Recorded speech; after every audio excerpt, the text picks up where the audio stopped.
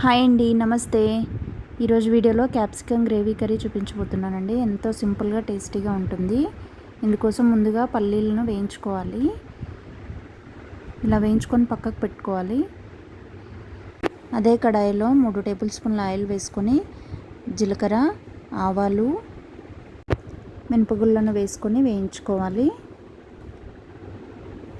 ఇప్పుడు ఇందులోకి కొద్దిగా కరివేపాకు,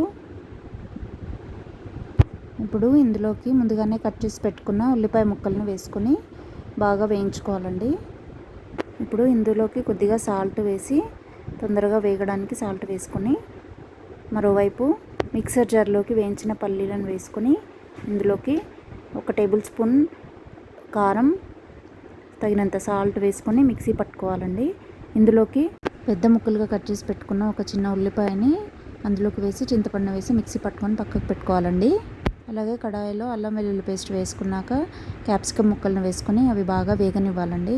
ఈ విధంగా కలర్ చేంజ్ అయ్యే వరకు వేయించుకొని కొద్దిగా పసుపు వేసి కలుపుకున్నాక ముందుగానే పేస్ట్ చేసి పెట్టుకున్న ఈ పేస్ట్ని ఇందులోకి వేసి కలుపుకోవాలండి.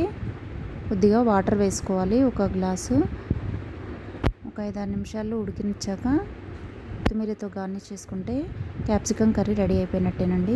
చాలా టేస్టీగా ఉంటుందండి. ట్రై చేయండి.